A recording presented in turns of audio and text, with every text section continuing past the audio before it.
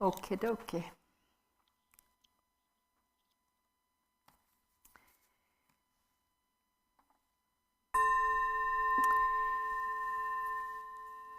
Hello.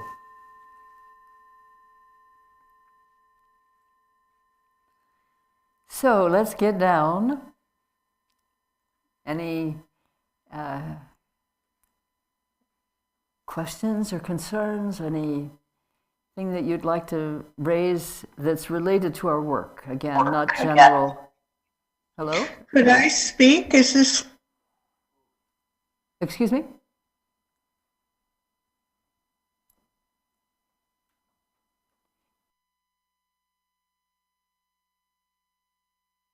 Okay, so we can come back to that person if you know who it was. Anything that's related to our work, just be really happy to hear whatever questions you want to bring up, or anything that you want to drop in our bucket that we can consider together. Your question is probably a question that others have, and your insights will be useful for us all, I'm sure. So maybe people raise hands to say when they would like to speak. Okay, this is Cheryl.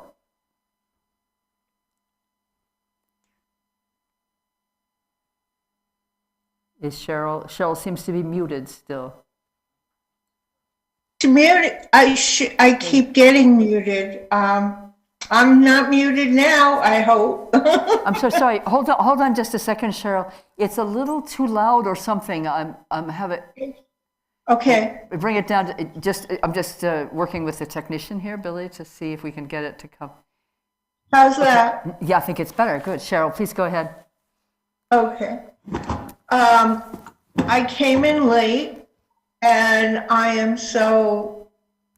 needed these teachings so much because everything you talked about as far as going off,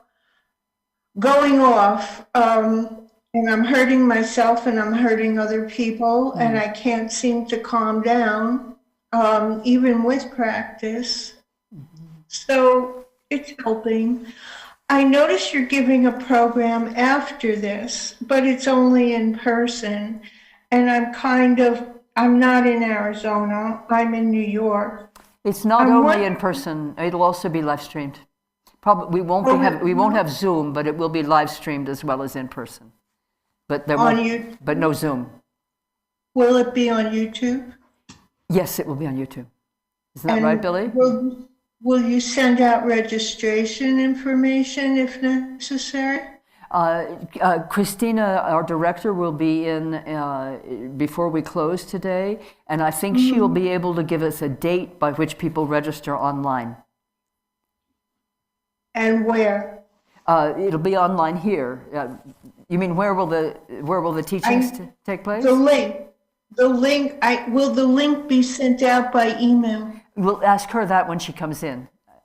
Okay. Thank you. That's all. Good. Thanks, Cheryl. I'm very glad that it's been helpful.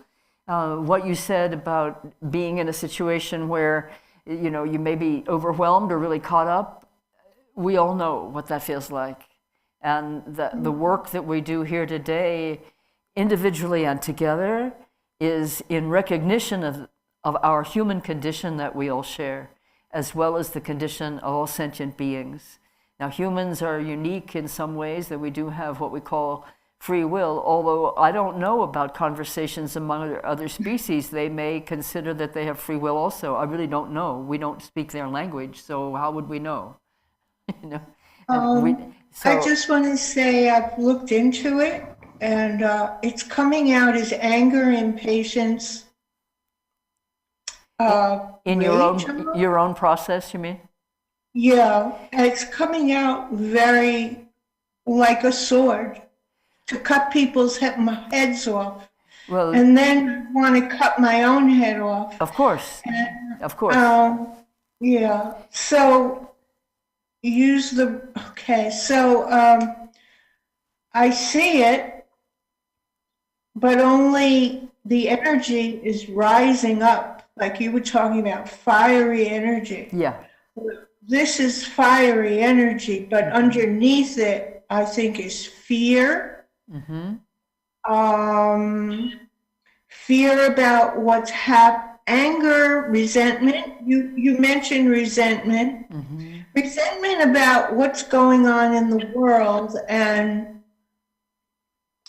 I guess it's not my place to be resentful, and I should be more, not should, but understand it on a more transcendent level. But on an emotional level or an egoistic level, I am taking gas prices personally, I'm taking food prices personally.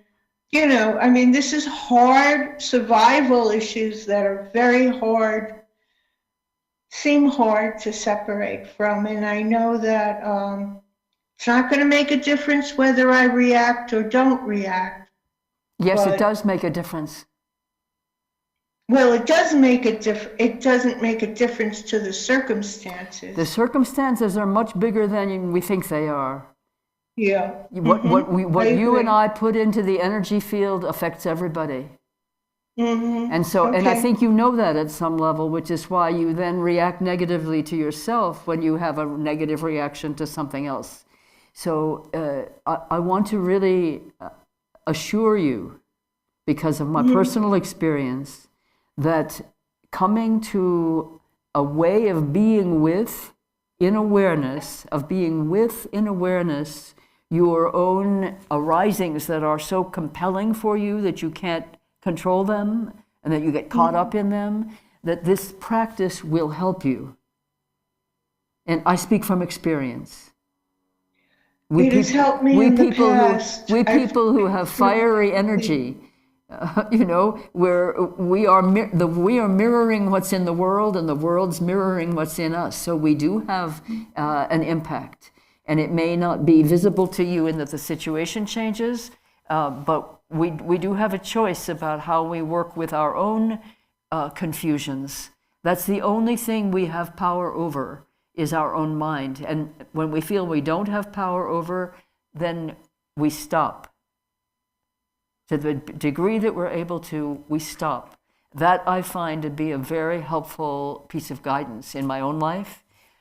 When in doubt about my ability to be constructive and to act from a place of caring concern for all, then I try to monitor and stand still, or keep the voice still. I'm not perfect about it. You don't have to be perfect about it. But that is awareness stepping in to save you. I'm looking directly at your face on the screen, but I want to look directly at you through the camera. It's just... Okay, hold on. I don't look as well as I do in that picture. That's okay. You're fine with me. So let's... oh, there now I see you. Hi, Cheryl. So we have some other people who want to speak also, but I want to thank you for being so honest and direct about what you're dealing with. And in fact, you are dealing with it. Your awareness of what's coming up, it tells me that you are dealing with it. And I want to just say thank you for that. And I want to say thank you. Okay. I love you. Thank you. And I'm glad you came even late. But late's better than never. Right. Thanks, Cheryl. Okay, I think, Art, you spoke earlier. I want to see if there's anybody who hasn't spoken yet.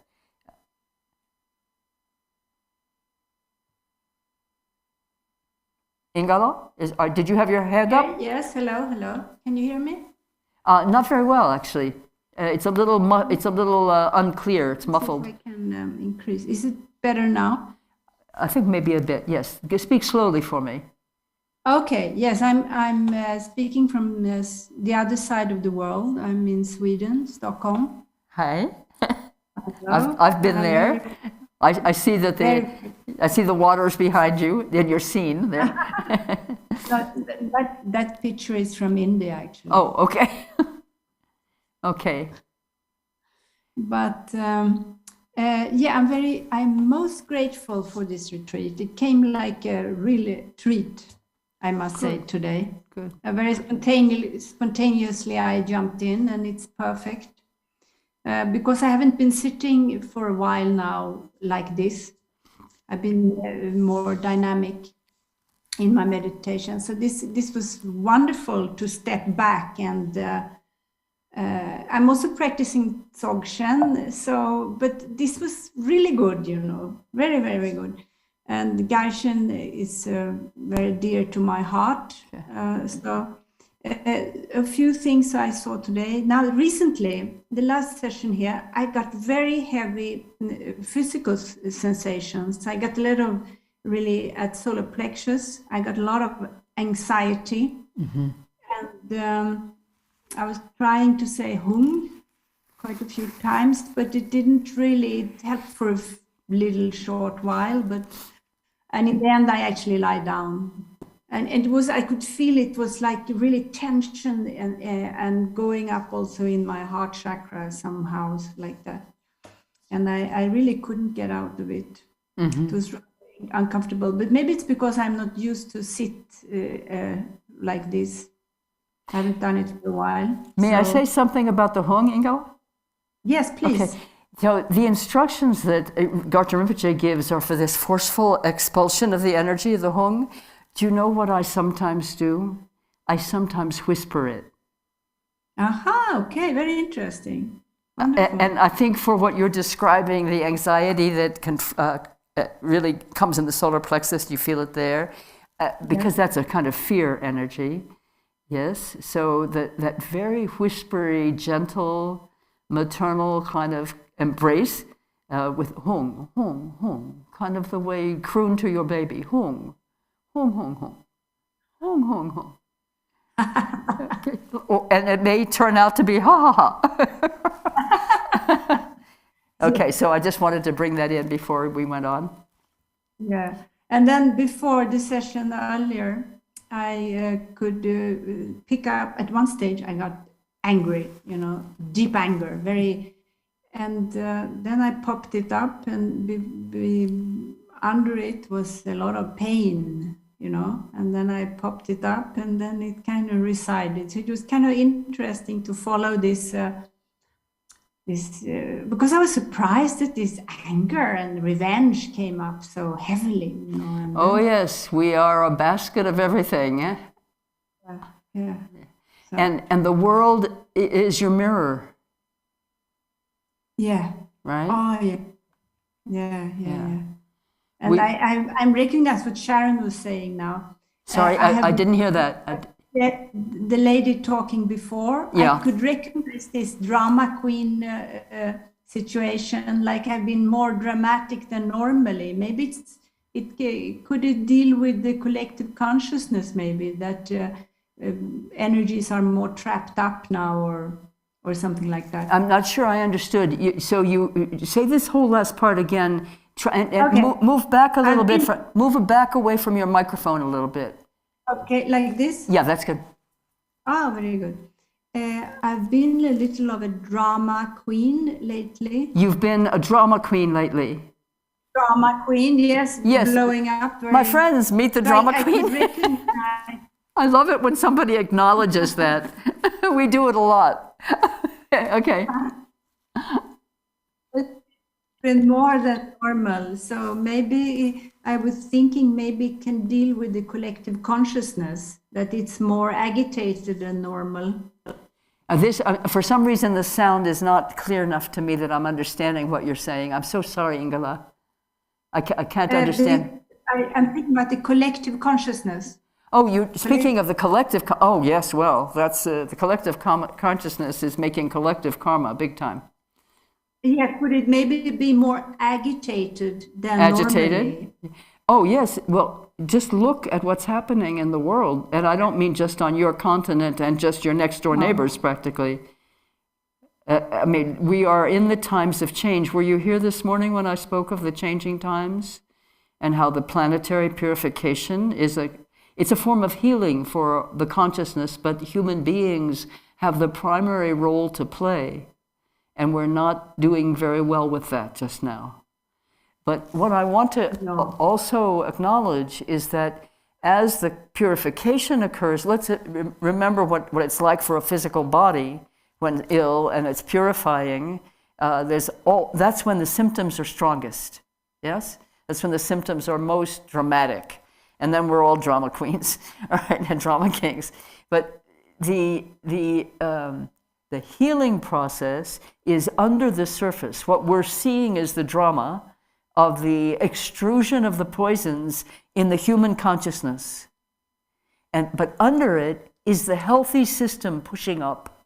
That's what extrudes the poisons. Right? Yes. So I want to leave you with that. I want to thank you also, because this last part also, and also when you were talking earlier, it's excellent. I'm really grateful for this what should I say? The way you have placed it. It's really elegant. I thank you. I'm pleased. I'm pleased that it pleases you. Do you know Sophie Velander? Yeah, I In Stockholm. think she's in a group I used to meditate in. Yes. Do you know her? She Not very much, yes, okay. but a little bit. Okay, I just wondered because she's also somebody that has worked with me. She has been a student with me and Dr. Rinpoche, of course, for many years. And she knows about these things too. So, I mean, she and I have talked about them. I just thought she might be a good connection, but it sounds as if you're already connected. So thank you so much for speaking and for sharing with us what's happening with you. Thank you very much, Ingela. Let me see, can you see it? Oh, yes, good. That's very excellent. Good. Thank you. Thank you so much. Thank you so much. Thank you. Thank you, Ingela. Yeah. Okay. We have another person who hasn't yet spoken, perhaps?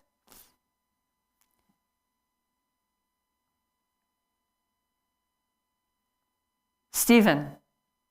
Hello. Hello, everyone. It's lovely being with you all today, everybody. I'm in Los Angeles, by the way. Speak up a little bit. I'm in Los Angeles, by the way. Oh, good. Okay. Lovely being with everyone today, and just the reflection that I have is that when I went for a walk and did the clear awareness practice with merging, I noticed that there was more resistance to to apply clear awareness to phenomena that made me angry than there was resistance to apply clear awareness to phenomena that maybe were desirous to me. And I was just wondering if you had anything to say about that. And that's it. Okay, well, I do. First of all, that's a clear reflection of your mind.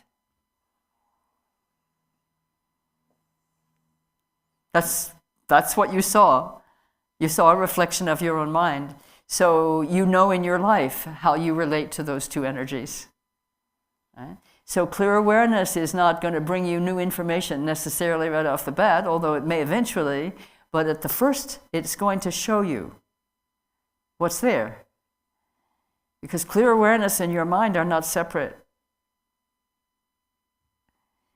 So I'd say go for it. Because it'll also show you the true nature of your mind eventually. And anger and desire are, we think of them as, and we speak of them and we recognize them as what we call afflictive emotions, which bring suffering when they are engaged in. Yes, they bring suffering to us. Karmically, whether it brings suffering immediately or not. I mean, desire often brings satisfaction immediately, but down the road, the attachment and craving and all that isn't necessarily going to bring something good for us. And anger, we may feel just terrific about anger immediately because anger almost always has a very, very strong tail wagging us, and that tail is called self-satisfaction or self-righteousness. Yeah. So clear awareness has a great deal to show us about these emotions. And eventually, what we see is the teaching that Rinpoche gave, which what sees anger is not that. What sees anger is clarity. Yes. What sees desire is equanimity. Yes. So you just have to keep on going. Because what you've shown me is that you have the ability to see very clearly. Okay, so now you have the, oh look, someone just jumped off the wall there. Some little cat person just walked by, approving of what I've just said to you. Okay, so you know where your work goes. Remember what I read at the beginning, the invitation? Can you go on the web and download that invitation for yourself? Okay, because it goes, okay, because it says, see clearly and choose. Choose. Okay, so there you go. Thanks, Stephen. Okay. Thank you. Thanks Yeah, very good. much. Okay, somebody else? And I will come back to you, Art, as soon as we see who else wants to speak who hasn't yet.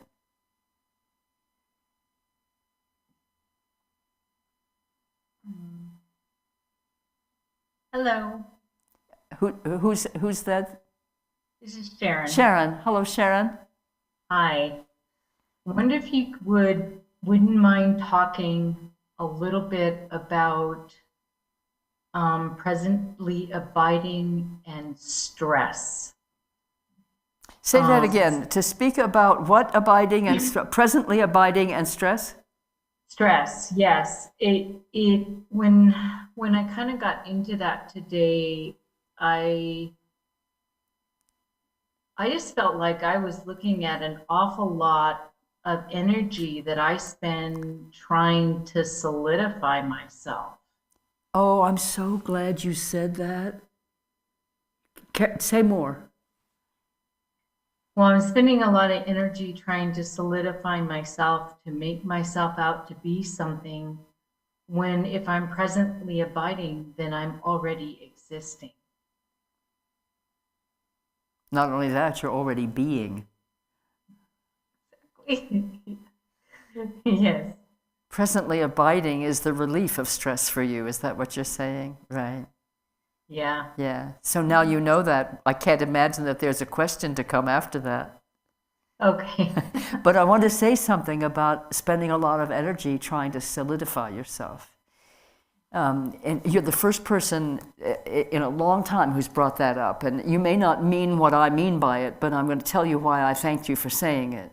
And this is something that is really for all of us, as all of these comments are. The sole source of suffering is self-grasping. And self-grasping doesn't mean just we use the term selfishness or self-concern or self-reflection, all that, or self-reflexive, to point to the activities of self-grasping. But what self-grasping means, and this is critical to our understanding of karma, it's critical to our understanding of practice and why we practice. Self-grasping actually refers to the original confusion that has us define and identify a self-existent self, an inherently existent self in ourselves and in other phenomena. And that is a delusion. And in July, I'm going to speak more about that. We don't have a lot of time today, but let me say just briefly, the delusion comes with our coming into individuation as consciousness. That delusion is part of that process. It's not something that we then learn later. So it's very much at the root of our creation of samsara over and over again by grasping to identities, over and over manufacturing and maintaining and elaborating identities and ideas and concepts of self. And here's why we have to do that. Because the delusion is a false notion. And yet we have adopted that delusion at the very outset of our individuation of consciousness as the truth about the nature of reality and our nature. And yet, because it's not true, it's an illusion.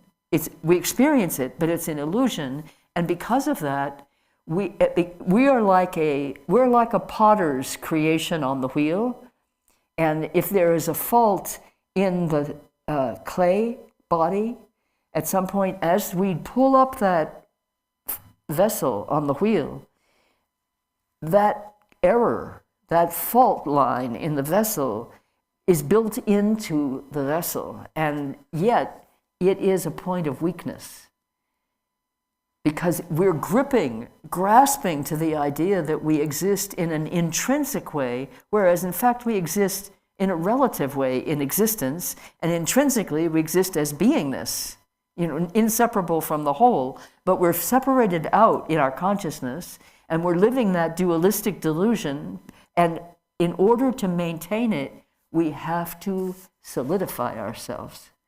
We have to constantly reassure ourselves that we exist and that we're real and that we're the most important thing in the universe, or that we're the least important thing in the universe, some fixation about ourselves, yes?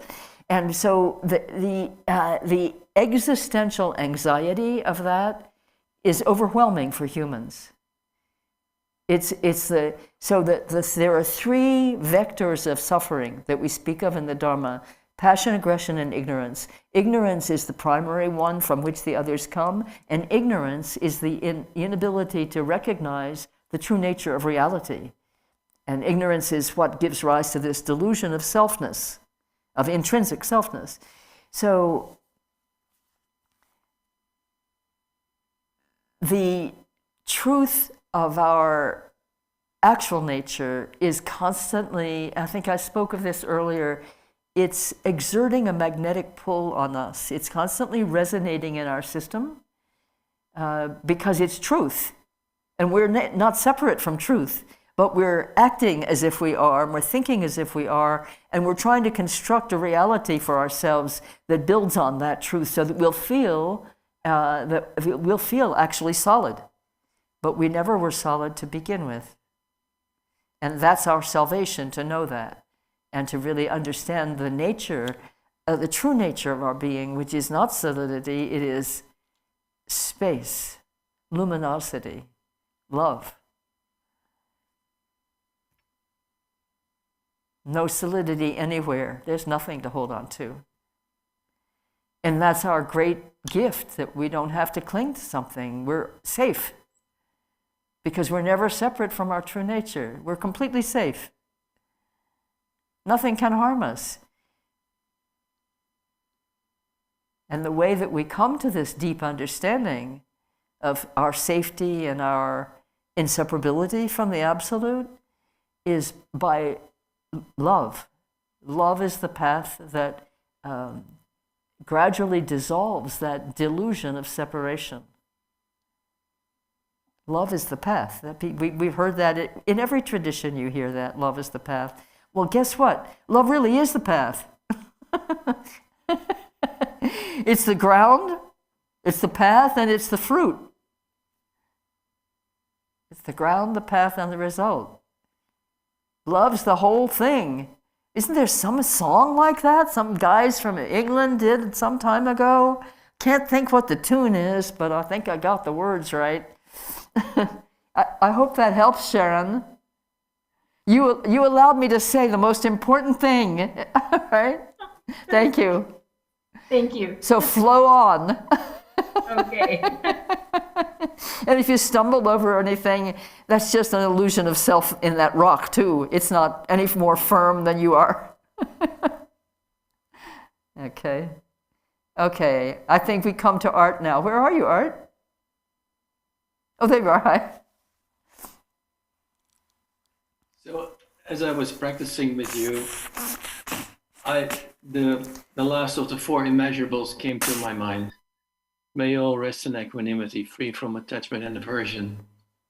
And I was wondering, how is this practice different from equanimity? Is it the same, or is it all ultimately coming to the same goal and the same experience? Cause and result. Cause and result.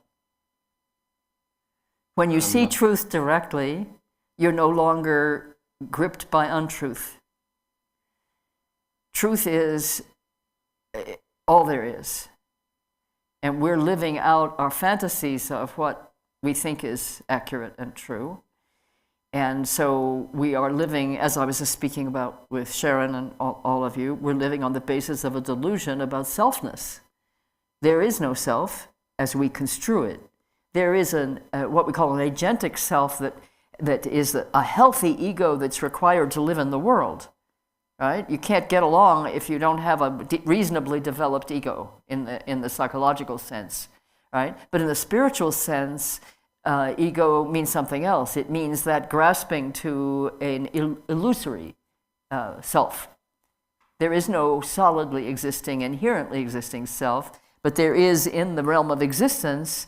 We have personalities. We have to function in this world that's based on karma and is material, and we register it through our senses. So we have to have an organizing system, and that's what we call psychologically the ego. But spiritually, egoistic strivings are exactly what Sharon was talking about. I keep trying to make myself solid. And so when a being who is working at that level, and let's say human being, is going to have we all have personalities, yes? They're based on an erroneous conception of an inherently existing self, but also based on the conditioned mind that comes from that.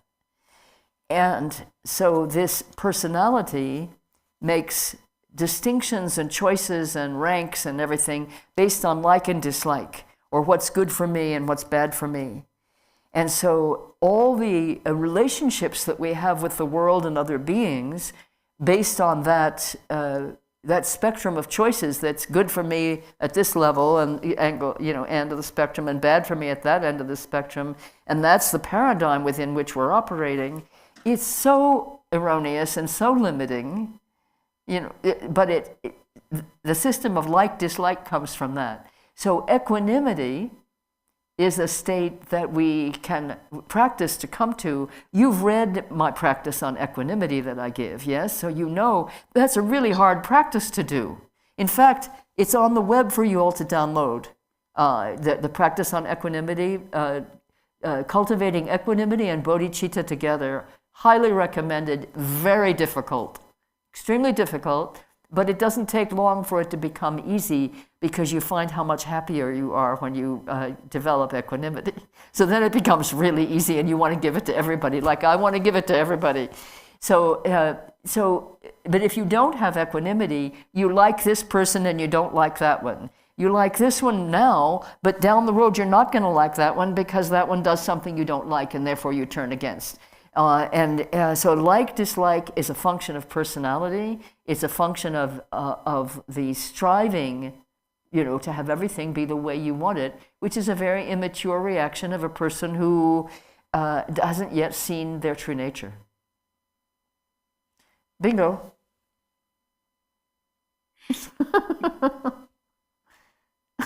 You happy now? I was already happy. Oh, good. Good. Are you happier? No. Oh, I'm so sorry. I failed. Oh, you have equanimity. You're the same happy. Okay. Did I respond to your question? Yes. Okay, good. Thank you. You're welcome. I can't remember the question, but you look really happy, so I'm good. Okay. Next. Alex, you'd raise your hand? Alex, come on, say something. You raised your hand. You did not raise your hand. Okay. Anybody else want to say something? Alex sometimes speaks. Not right today, apparently. Doreen? I'm not going to go around and call on everyone, but sometimes, your eye lights. And then Whitney, I think I have you in my mind too. Do you have something you want to speak to? Not yet. Okay. Let it ripen. Doreen, did you want to speak? Yes, she raised her hand. Yay. Uh-oh, you're muted. Oh, Can you hear me? Yeah, I can. Okay. So yes, you were talking about the self-grasping, and I was like this, all ears. It's like that's just so valuable. The information about the self-grasping, it just goes right to the core for me. So I don't have a specific question about it. I think I did, but I forgot what it was. To you, we have another 20 minutes almost. No, we have to do closing prayer. We have another 10 minutes. Do you want us to go on and come back to you if you think of it? Yeah, go ahead and go on to someone else. Okay. Thank you. Thank you. Okay. Anybody else?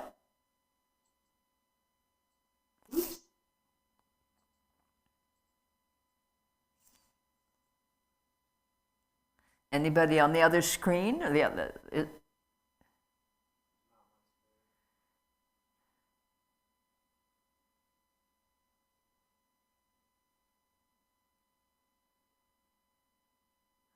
Sharon, are you okay? Okay, just checking.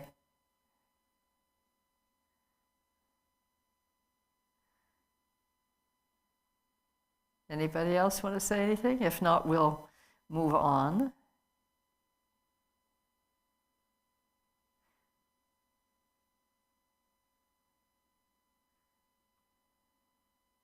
You're wonderful.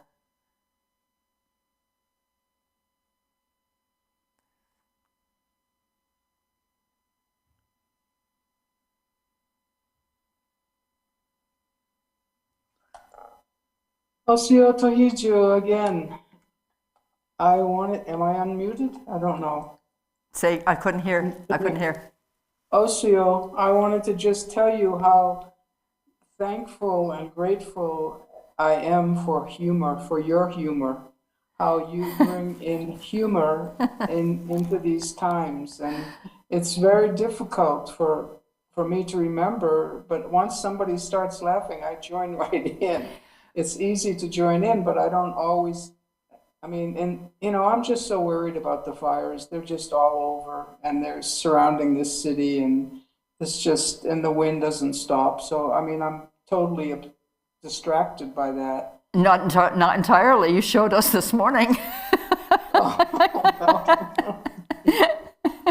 I wanted to thank you for the laughter because it's so important and such good medicine at this time. So yes. What? Yes, the winds and the fires are very dangerous.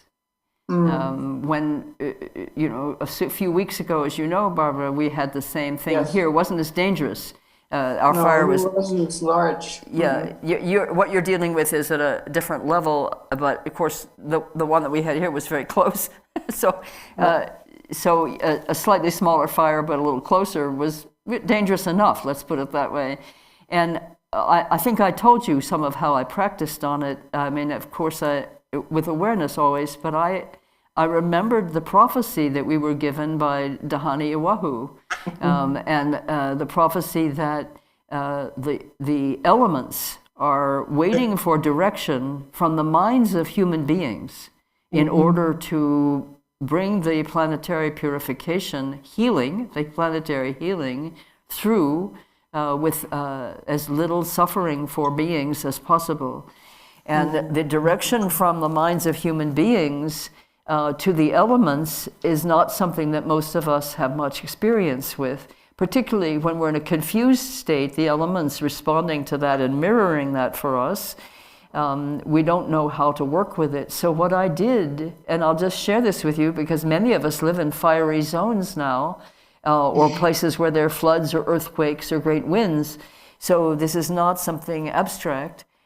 I have a practice that came in a vision one night many years ago, 2009 I think it was, and I've written it down as a practice. I wrote down what I was shown in the vision, and the practice is called Life's Song of Holy Praise for the Lovely Planet Earth. And that's available. I can make it available. It's not currently in print, but I can make it available to anybody who wants it. And you can contact me directly through the Garchen Institute. You can contact me and I can send it to you by email. But so what I did with the fire, and I'm just sharing this with you because it's very profound. I sang praises to the elements. I sang praises to the wind. I sang praises to the fire. I sang praises to the water. I sang praises to the terrain that was burning. And of course to the firefighters who were trying to save the land and the beings and the people. And I sang praises because the elements are the elements of life. They're the life givers. They're the life givers.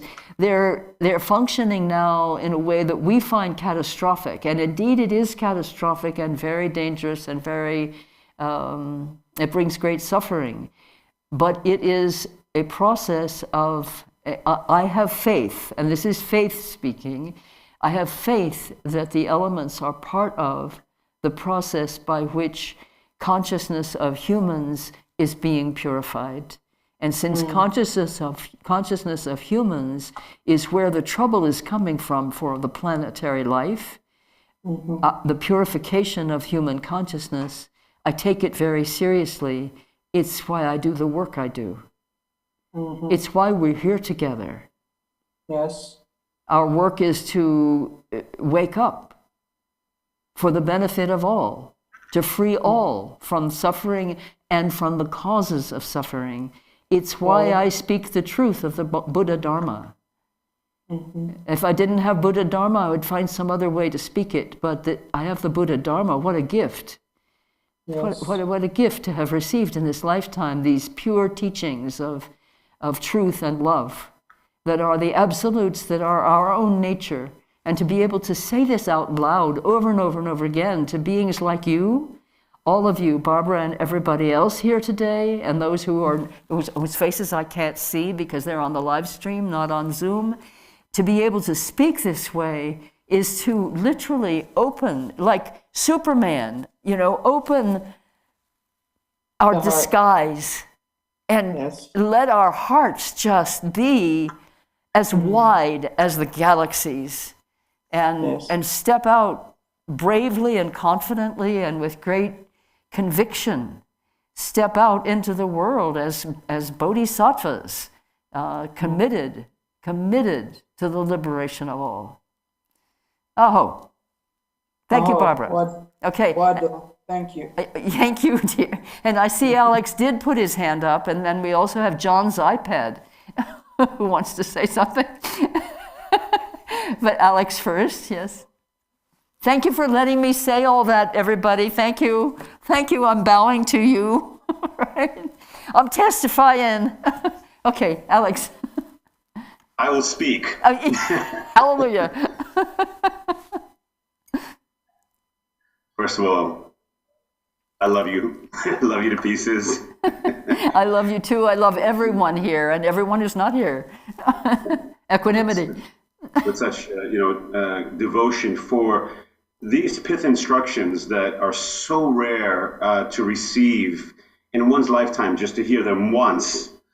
But for us to have the opportunity to hear them over and over again, I mean, for me, cracks my heart open with devotion that just to hear them once and to really fulfill that is enough, because there's not much else to say besides this.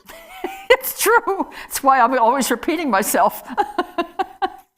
And to hear the stories of the great masters and what they had to do to go receive them, the endless stories, the paying with one's life to go listen to one time for the view to be spoken. So I want to say my heart just cracks open for you, for the Dharma, for the teachings, for all of us to get gathered together, and may this drop, wake us all up. That's all we need.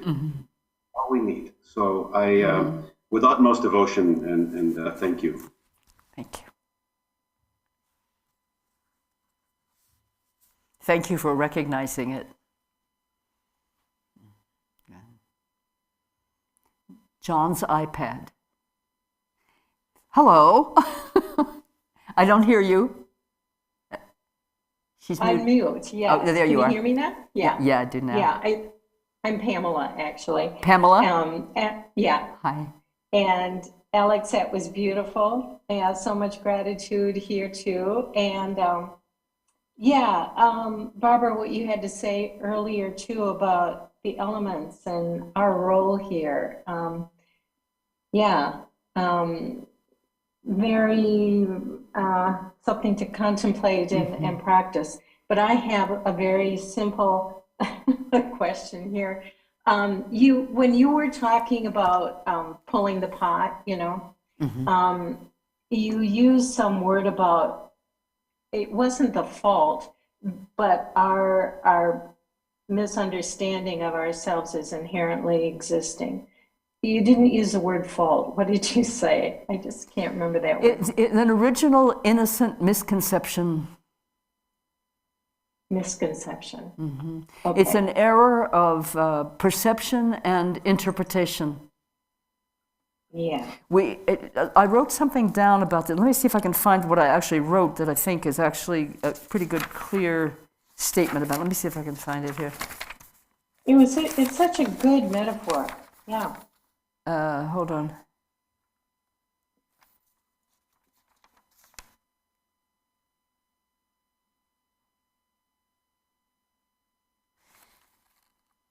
Okay. Let me read you something. Do you know the prayer of Kuntu Zangpo, any of you? So in the prayer of Kuntu Zangpo, and we'll study this in July also, but Kuntu Zangpo describes how this happens. From the beginning, you beings are deluded because you do not recognize the awareness of the ground. The ground is capitalized, meaning the ground of being, the ground of all. And we're deluded because we don't recognize the awareness of the ground. Not saying deluded because you don't recognize the ground. Saying deluded because you don't recognize the awareness of the ground. We're practicing not on the ground necessarily only, we're practicing on awareness of the ground. Being thus unmindful of what occurs is delusion, the very state of unawareness and the cause of going astray. From this delusive state comes a sudden fainting away, and then a subtle consciousness of wavering fear. From that wavering, there arises a separation of self and the perception of others as enemies. Gradually, the tendency of separation strengthens, and from this, the circle of samsara begins. Then the emotions of the 5 poisons develop. The actions of these emotions are endless. You beings lack awareness because you are unmindful, and this is the basis of your going astray.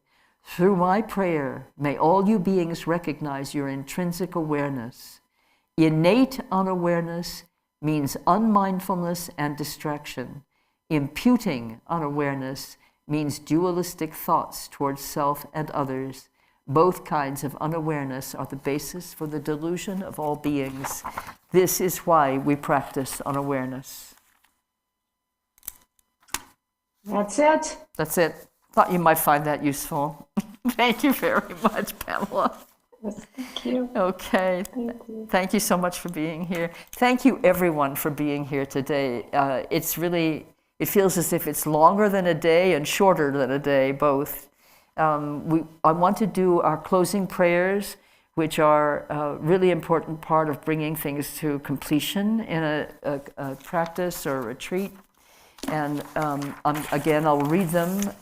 They include a prayer that we refer to as the World Peace Prayer, which you will find very contemporary, although it was written, I don't know when, maybe a century ago at least.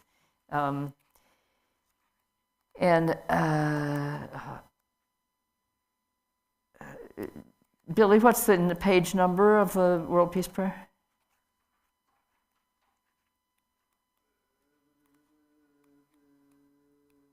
Got it. Okay, so I want to read a few of the regular closing prayers and then come to the World Peace Prayer. A very important part of doing the closing prayers is that we're dedicating the merit of our activities together today. Every activity that is what we know of in the Dharma as virtuous, meaning has the intention of good, we want to dedicate the merit of having formed that intention and carried out that activity. And Garchen Rinpoche has this, he's from Tibet, he's from the old traditions, and yet he has these very contemporary examples of things, and he talks about the activities of virtue generate merit for us. And merit is the storehouse of love that is like the fuel that gets us through the enlightenment door. And Rinpoche has this delightful comparison. He says, if you think of a bank account, and each person has an individual bank account, and they all earn interest, but they don't earn very much interest because they're just these little bank accounts that individuals have. So he said, instead, think of all of us having one bank account that we share together. Imagine the massive interest we're generating. That merit is what then brings us all through that door together. And also, it doesn't matter how small the deed is for which you're dedicating the merit or how great it is. The merit is needing to be dedicated so it doesn't evaporate in the next time you curse under your breath for something. Having just done a three-hour session that's been so clear, so strong, and then you trip over somebody else's shoe on the way out the door and you say, you know what you said, right? And there went that merit. You didn't. So if you've dedicated it, it's not lost ever. And eventually all of us will go together through the door. That's the way I like to think. Okay, so that's why we do dedication prayers. So the first one is, by this merit, meaning the merit that we have generated together here today, by this merit may I attain omniscience, and I would prefer to say, by this merit may we obtain omniscience. Having defeated the enemies, our wrongdoings, may we liberate all beings who are tossed in the ocean of samsara by the waves of birth, old age, sickness, and death. Whatever virtue sentient beings possess, whatever good they have done, will do, and are doing now, whatever goodness there may be, may it permeate all beings everywhere.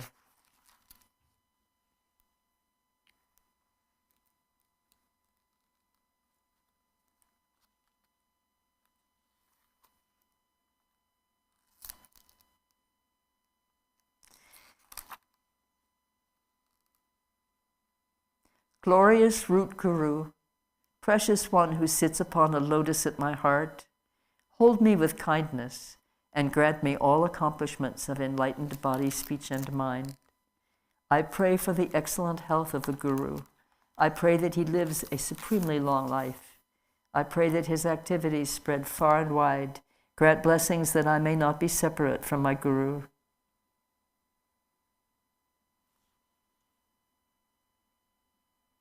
May the sound of the great Dharma drum liberate all sentient beings from suffering. Please remain and teach the Dharma for infinite millions of kalpas. By the might of this powerful merit, may the aspirations of the benefactors and their circles be accomplished within this very life. May their obstacles be pacified. May everything be auspicious, and may their wishes be fulfilled according to the Dharma. As all such dedications have been praised as supreme by the victorious ones of the three times, I fully dedicate all my roots of virtue to excellent conduct. By the blessing of the Buddhas who attained the three kayas, by the blessing of the truth of the unchanging nature of reality, and by the blessing of the undivided Sangha community, may my prayers be fulfilled according to this dedication. By the virtues accumulated in the three times by myself and all beings in samsara and nirvana, and by the intrinsic root of virtue, may I and all sentient beings quickly attain unsurpassed, perfect, complete, and precious awakening. Glorious, holy, venerable, precious, kind root and lineage gurus, divine assembly of yidams, assemblies of Buddhas and Bodhisattvas, heroes and heroines, Yogini and her assembly of Dakinis, all of you dwelling in the 10 directions, please heed me. By the power of this vast root of virtue, may I benefit all beings through my body, speech, and mind. May the afflictions of attachment, hatred, ignorance, pride, and jealousy not arise in my mind. May thoughts of fame, reputation, respect, honor, and concern for this life not arise for even a moment. May my mind stream be moistened by loving kindness, compassion, and bodhicitta, and may I become a spiritual master with good qualities equal to the infinity of space. May I gain the supreme attainment of Mahamudra in this very life. At the moment of death, may I not experience the suffering of being abruptly severed from this life. May I not suffer a terrible death. May I not die confused by wrong views. May I not experience an untimely death. May I die joyfully and happily in the great luminosity of the mind itself and in the crystal clarity of Dharmata. May I in any case gain the supreme attainment of Mahamudra at the time of death or in the bardo. And then we pray for the long life of our gurus. His Holiness Tenzin Gyatso, the 14th Dalai Lama. For this realm encircled by snow-covered mountains, you are the source of all benefit and happiness. Tenzin Gyatso, Lord Chenrezig, may you remain steadfast until the end of samsara. His Holiness Drikung Kyagyun Chetsang Rinpoche, who's the head of the Drikung lineage that we sit in, embodiment of the 3 jewels, great being who upholds and increases the teachings of the Shakyamuni. Supreme are your activities of guiding others with your perfect deeds. May you, the precious Guru who accomplishes everything spontaneously, live long. And his brother, His Holiness Drikung Kyagyun Chunsang Rinpoche, who is the co-holder of the lineage, holder of the teachings of Lord Drikungpa, great Lord of the 3 jewels, through the power of your peerless compassion and the holy Dharma's peace and light, you bring relief to beings. May your life be long.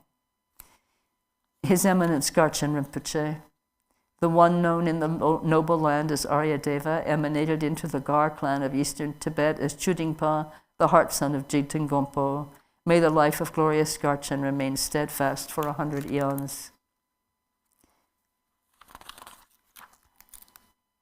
May the teachings of the great Drikungpa Ratna Shri, Master of Interdependence, omniscient Lord of Dharma, who has seen all knowable things, be upheld until the end of cyclic existence, through study, practice, hearing, contemplation, and meditation. And homage to Chenrezig, the Bodhisattva or Buddha of compassion. Your 1,000 arms are the 1,000 wheel-turning kings. Your 1,000 eyes are the 1,000 Buddhas of this fortunate eon. Your love is boundless like space. I supplicate to the Bodhisattva Chenrezig. Om Mani Padme Hum Hri. May bodhicitta, the precious and supreme mind, arise in whom it has not yet arisen. Where it has arisen, may it not decline, but ever increase higher and higher. And then in behalf of all those who are in this present time dying without help, we say this prayer to be reborn in the pure land of Dewa Chen, the pure land of great bliss, which means the true mind, true nature mind, and it is taught, and I am strong in faith about it, that according to the aspirations of great bodhisattvas during their lifetimes, maybe before they became great bodhisattvas, and maybe they were just aspiring bodhisattvas like us, or like me, their aspirations then bore fruit in their Buddhahood as pure lands to which beings can come at the time of death. So there are many of them. The one that this prayer is directed to is Buddha Amitabha, the Buddha of boundless light. Emaho. In the center is the wondrous Buddha of boundless light. To his right is Chenrezig, the Lord of great compassion, and to his left is Vajrapani, the Bodhisattva of great might. They are surrounded by an inconceivable assembly of Buddhas and Bodhisattvas. Immeasurable peace and happiness is the pure land of great bliss. When I and all beings pass from this life, may we be born in that land, unhindered by another samsaric birth, and may we then behold the face of Amitabha, boundless light. May all the Buddhas and Bodhisattvas of the 10 directions bless this aspiration, that it may be accomplished without hindrance. Tejata Pansadriya Gulva Bodhanaya Soha. And then the prayer for world peace and welfare. It doesn't say, what year was it written? Do you remember? 18 something, yes? Okay, well, 18 something, we'll go with that. And just think about the conditions of life on the planet at this time when you hear this. The 3 jewels and 3 roots, trustworthy source of refuge, join your intention with mine in reciting this prayer. And in particular, the Lord of Snow, Avalokiteshvara, Jetsuntara, and Guru Padma Sambhava, I supplicate you, please follow your previous pledges. Bestow blessings that this aspiration prayer may be fulfilled most perfectly. Due to the degeneration of times, when thoughts and deeds of beings are perverted, and the inner and outer elements have lost their balance, humans and cattle are seized by epidemic disease previously unheard of. Intruding Rahu's, Naga's powerful demons and dark forces, blight, frost and hail, bad harvest, warfare, and so forth, erratic rainfall, heat, misery and droughts in the world, destruction by the elements, such as earthquakes and the threat of fire, and in particular barbaric offenses causing harm to the teachings are rampant. May all types of harm and injury around the world be swiftly pacified and overcome. May precious and supreme bodhicitta spontaneously arise in the mind streams of all beings, human and non-human, and may they be free from destructive thoughts and deeds. May all be endowed with a loving mind for one another, and may well-being, glory, and prosperity prevail throughout the world. May the Buddha's teachings spread far and wide and ever last. By the truthful power of the 3 roots, the Buddhas and Bodhisattvas, by any root of virtue existing in samsara and nirvana, and by the power of our perfectly pure highest intention, may the fruition of our supplication and aspiration be attained. And I would add to that only Hong, Hong, Hong. And to the things that have been spoken here today, I just want to add my deep and abiding and vast love for you all, for those who are sitting here together with us this wonderful day, which seems so spacious, and how present you have been today, present with yourselves, present with one another, present with me, present with the teachings, present with the practice, and how deeply I appreciate this opportunity to sit in this vast and melting and strengthening circle of love. It's love for beings that brings us here, and it's love for beings that will take us the next steps. So I deeply love you. I will have you in my mind always. We are not separate for an instant. We never have been. It's impossible for us to be separate. Our minds are deeply one. Deeply one. So thank you. Come back soon. I want to say a word about the come back soon. And I think Christina will have a word to say about it also. You'll have something, yeah. So it's been a long few years and months, the pandemic. And I'm certain that some of you have suffered in it and know others who have suffered in the pandemic. I know of some also myself, although being kind of a hermit by nature, I haven't yet taken a COVID, but I certainly am aware of it being in every neighborhood and in every human being on earth has been touched by this. And separation, the apparent, the illusion of separation that we're so easily fall victim to has made some of us very sad and has made some of us very heavy-hearted, feeling that we're not together really. And we know from today we are together really. And then also there is our physical existence, our material existence. In July we can be together really.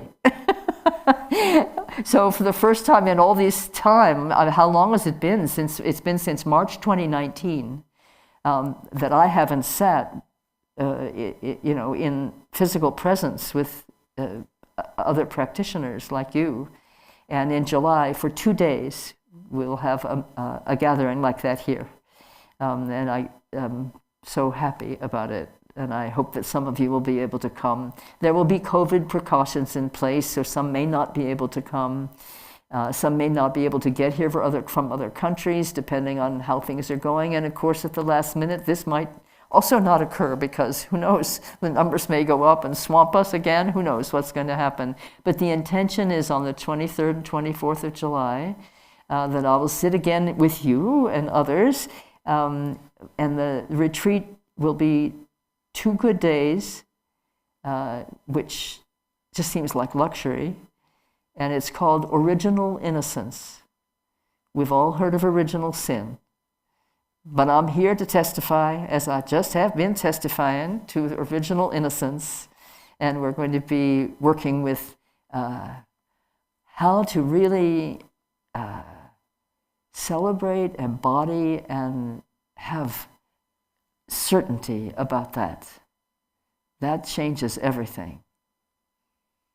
Certainty about original innocence changes everything. So that's what we've been talking about today, by the way, in case you haven't noticed or put those 2 things together. Yeah? Okay, I see some nods of recognition. Good, glad to see that. So I just, thank you. And Christina Lundberg, who's the director of the Garchin Institute, Christina, thank you for making it possible for us to be together. And Billy, our technician, who makes it possible not only for us to be together, but to hear and speak together. And Pavel, who takes care of me when I come, thank you. And Joe, who's supporting staff and being here with us, thank you very much. And please say a little bit more then about the July event, because you had some news for us about that. Good. Yes, so everyone who's interested to join for the Original Innocence retreat that Lopon Barber will be leading July 23rd and 24th. The registration will open for that retreat on June 20th. So that is the day that you'll be able to go to our website and follow the steps for signing up for the retreat. And we hope to be able to see many of you here for that gathering. And on behalf of the Garchin Institute and the Worldwide Sangha, we thank you from our hearts for all of your love and guiding wisdom today and always, and you're an inspiration, and thank you for really embodying these teachings. So this offering is on behalf of all of us. Thank you, Barbara. Thank you. Couldn't do it without you. Thank you. Thank you.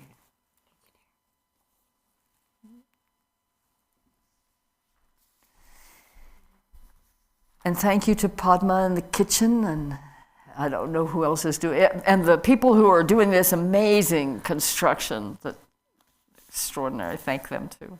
So with all my love, I bless you and thank you, and look forward to seeing you again. Go well.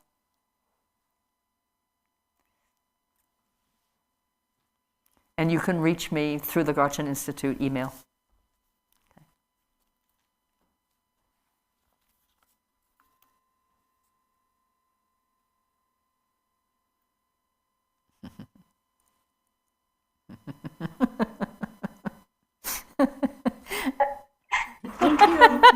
Thank you, Barbara. so much. Thank you. Thank you to everyone. Thank you. Stay well and safe. Love you. I love you too. See you in July. Sending love. See you in July. Okay. Let's let these good people go. For now. For now. It sounds like let my people go. You know. down the Nile. Okay.